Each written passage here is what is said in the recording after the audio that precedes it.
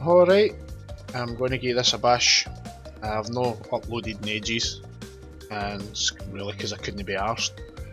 But I'm going to try a wee bit of this, see how we get on. Crash Bandicoot N-Sane Trilogy. I played these when I was younger, played the 3 of them.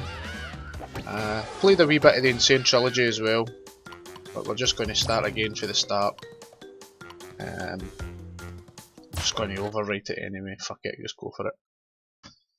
Let's see how we go.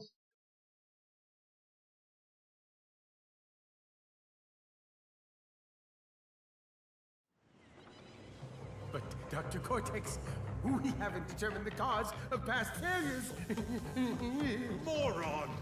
This Bandicoot will be my general, and he will lead my Cortex commandos to world domination. This time, I shall reign triumphant.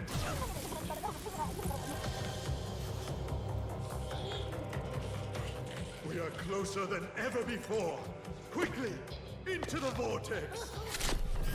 Dr. Cortex, the vortex is not ready. We have no idea what it could do.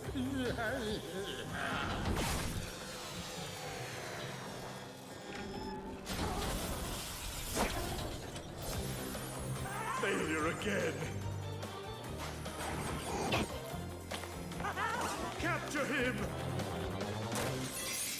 Uh-oh. Prepare the female Bandicoot.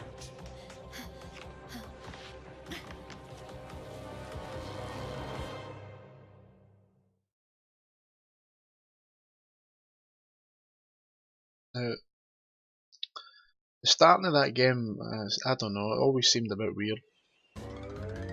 Now, disclaimer, I'm not going to try and 100% the game, I'm not going to try and get all the gems. If I can get all the boxes, I will get them, but I'm not backtracking to do them, or, you know, just playing through the game. See how we go. I wonder if you can actually turn it down a wee bit so you can... Oh, that'll do. I don't feel like I have to shout as much.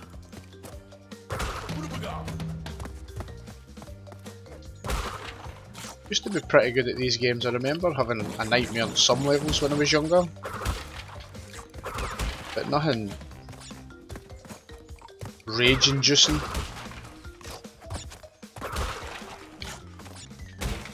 Maybe a couple of levels, the ones where you're like going across the bridge, but you can kind of cheese them. I'll try not to cheese them, but you can cheese them.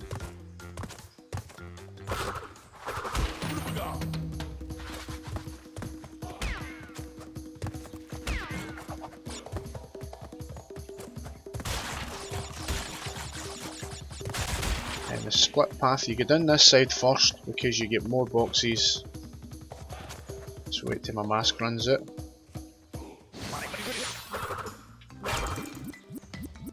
See if we get. You kinda just go with a shadow on the floor. That's probably the easiest way to do it, and then before you go there you can obviously come back this way. Try not to die. And we should. That is back to that again. Just making sure. Yep, that's us. You just get the basic controls in this one as well. The Crash Bandicoot 1, you didn't have like the slide or like, I don't think you do anyway, like get double jumps and stuff. Right, so that was a good first level. Easy peasy.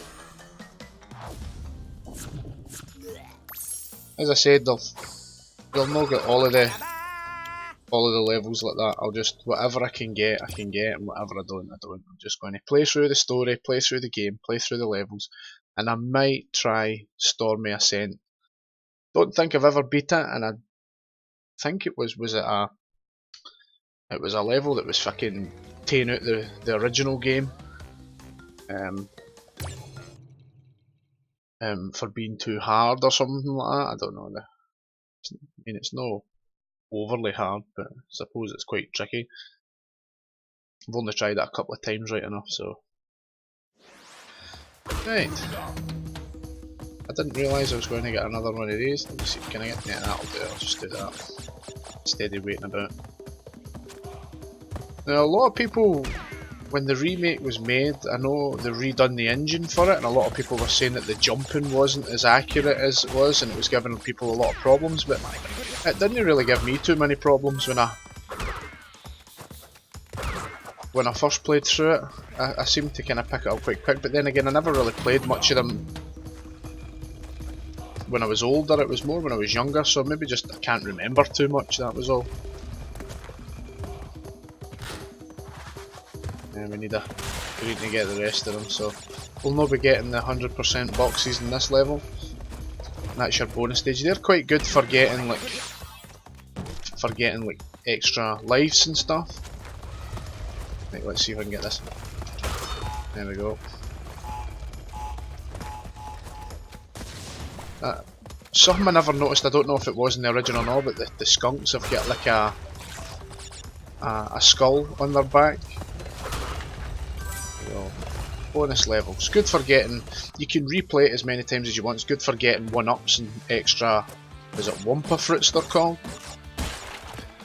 But yeah, it's good for getting the old lives. And as again, if you fail it again and again and again, you can just keep doing it.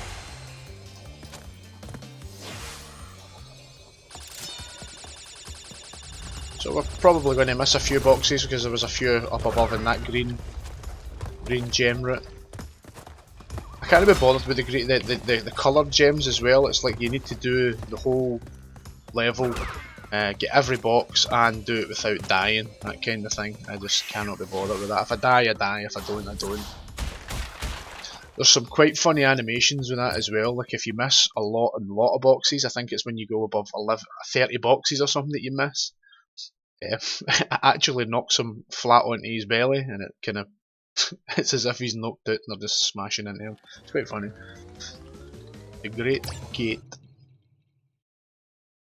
Now the first couple of levels are really quite easy, and I think there's a level, it might be this one, I can't remember, and you start going up the way and it starts being a bit more tricky. Yeah, this is the one that starts kind of getting a wee bit more tricky.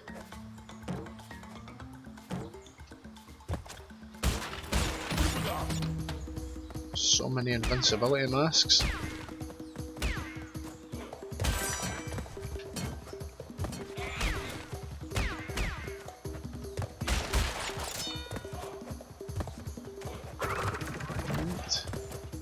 I always remember this bit being more of a pain than difficult with the spinning pillars. And I'm going to attack the monkeys when they stop. Ah, I fucked myself with that one, didn't I? Ah well.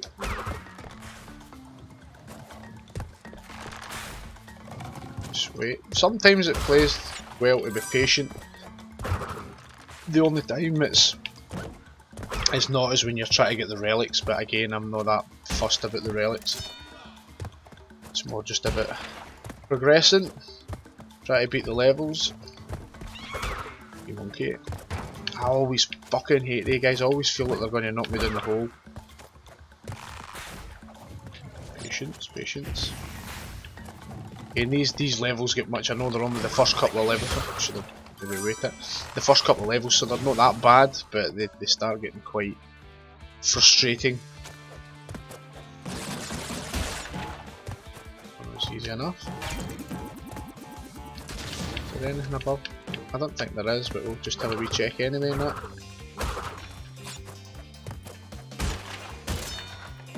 And again, these kind of start off pretty straightforward and simple as well, and they start getting a wee bit more convoluted.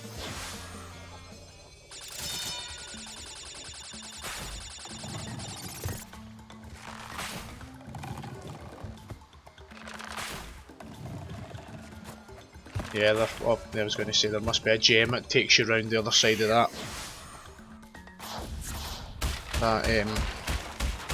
Warp. I think the only box I really missed, other than the special gem ones, was the mask. I never remember the terms for the masks and that. Maybe somebody will if they ever watch this video.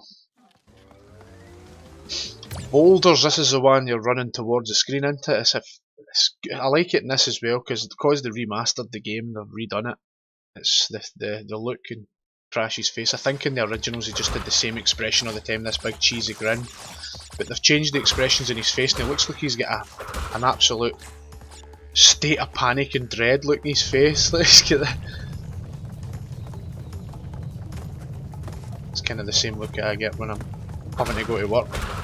Well, first one's straightforward. Always remember when I was playing these and them before, you used to use the D-pad because they didn't have the dual sticks at the time, and you had to try, and it was like, especially if your hands were sweaty, you used to slip off the D-pad, so you were trying to kind of keep it on it and run at the same time, and you kind of still get it with this as well, with the thumbstick. You feel your thumbstick slipping a wee bit.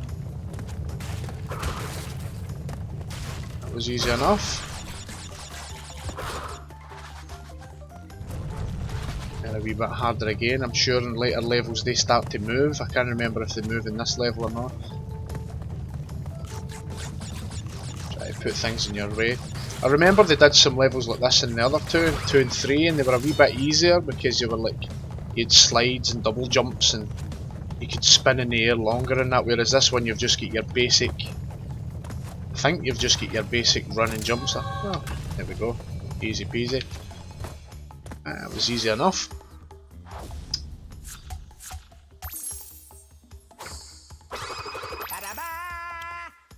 Ba-da-ba, indeed.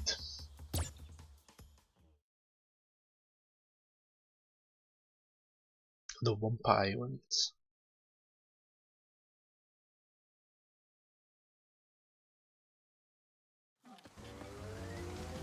Upstream. Now, this is the one that's you're going again with the obvious name. You're going up the stream, and there's like piranhas, and you have to jump on the leaves and move back and forward. It's all a lot of it's about timing, isn't it? Really. Right, so we've got the bogey mask.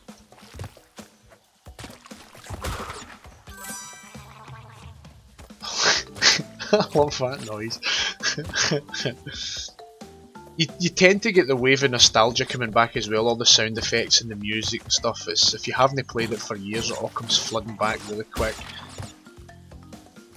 These leaves here, if you stand on them too long, they disappear, so again, it's all about timing.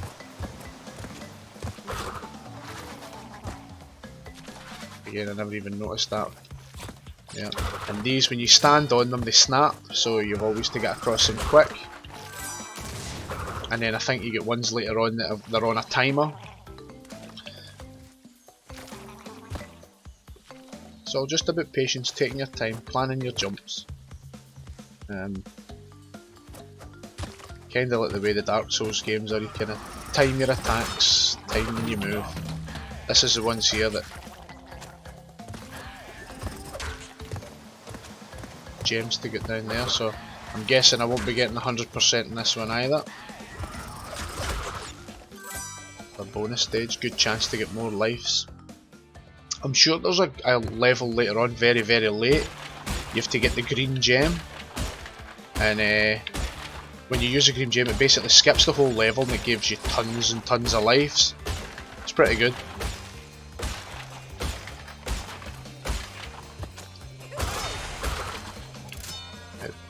Stacking up the lives, but I think the reason it's kind of generous at the start of the game is because you get a lot of levels later on where you can use 10 and 12 lives quite easy, whereas you're only maybe losing the 1 or 2 in these early levels. Get across here quick.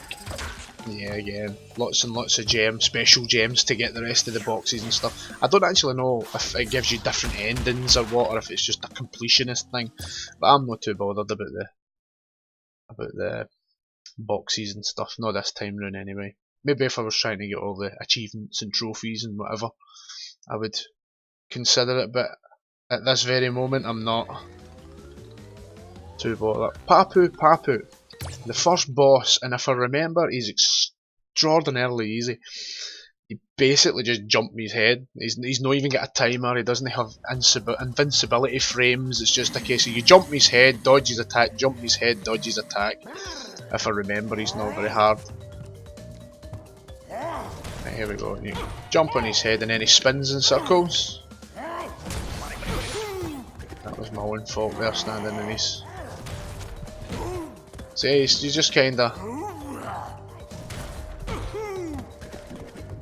No hard at all. He doesn't even aim for you most of the time, just that's easy peasies.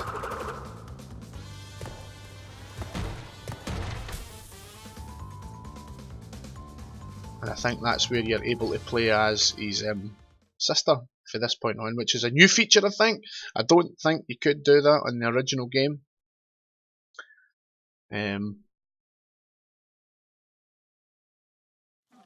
But yeah, like you can come down here now, like Coco's time machine, and it means that you can switch and play as Coco. So I think on the next episode I might just switch as Coco and give her a shot. I think I played as her once when I played through it before, but it's always good. We'll give it a save. I don't know what's the difference between these two here. We'll just go this one. We may as well. And we will leave the game at that. I think I just loaded that, did I? Did I load it or save it? We'll just find out right now. Ah, I think I loaded... Save and load. Yeah, that's what I've done. I've just loaded a different game. I don't know why I've got this game. We'll just delete that game so I don't do that again. And this will be the file I'll be using. So next time we will fight our way to Ripperoo. So I'll see you then. Cheers!